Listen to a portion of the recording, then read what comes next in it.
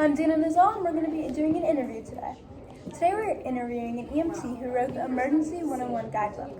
This book is about what to do in an emergency and what medical professionals would help. It highlights triages and what they are and how not all views are the same for each doctor. The book also shows the experiences of the EMT during the scene and the emergency they have and how they treated the patient. The book is a clear introduction to primary and secondary assessments. The book is a great guide on emergencies and all they do. Okay, now let's finally get started with this interview with Aadaya Aurora. Hello everyone. So I was the EMT at the scene. So what was the scene like when you arrived? So when me and my team arrived at the scene, the young lady hiker was found obviously hiking, and she was found unconscious though. The scene was posing many threats, for example, a beehive, snake, and poison ivy. There was also a storm rolling in. It was a very difficult situation, and she had several injuries on her. But this caused many decisions to be made after this. It must have been crazy to see.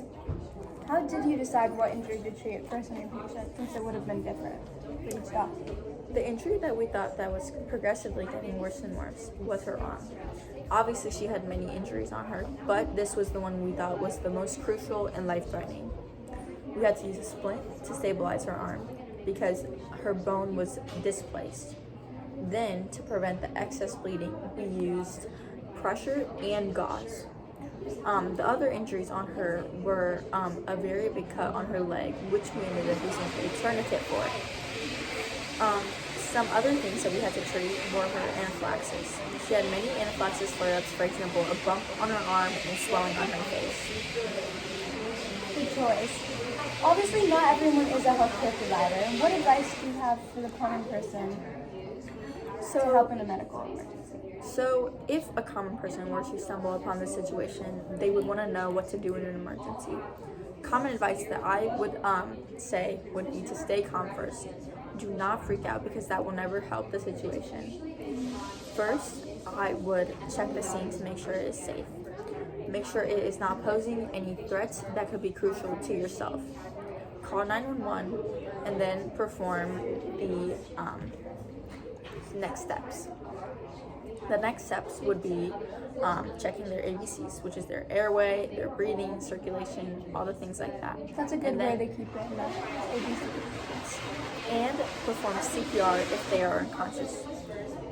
If they are bleeding a lot, then you can try to wrap the injury with pressure, a t-shirt, anything that you have on hand. But if the limb is heavily bleeding, then have a tourniquet on hand. Most people might not have a tourniquet, which is why you could take a belt and wrap it around the limb. My overall advice is to just breathe. Don't freak out because that will never help the situation. Wow, thanks for that advice.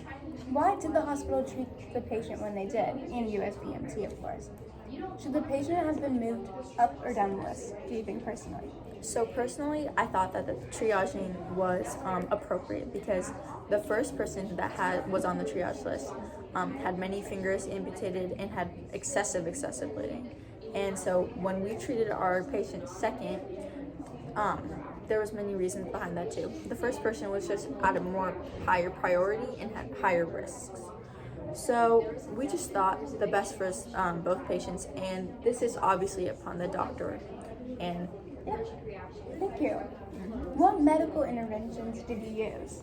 So we used epinephrine for anaphylaxis. She had a lot of anaphylaxis flare-ups, so we had to use this. A tourniquet for her leg, and a splint for stabilizing her arm. We used pressure and gauze for her arm as well. After that whole experience, why did you decide to make a guidebook? We felt that awareness needed to be brought to this because many common people might not know what to do in a situation like this. We felt that more people will know how to handle an emergency situation by having a guidebook that they have read and have, studied throughout. Well, you certainly helped a lot of people out there. Thank you so much for joining me for this interview, and thank you all for watching. Thank you so much, That's it for Danna and guys. Aadaya.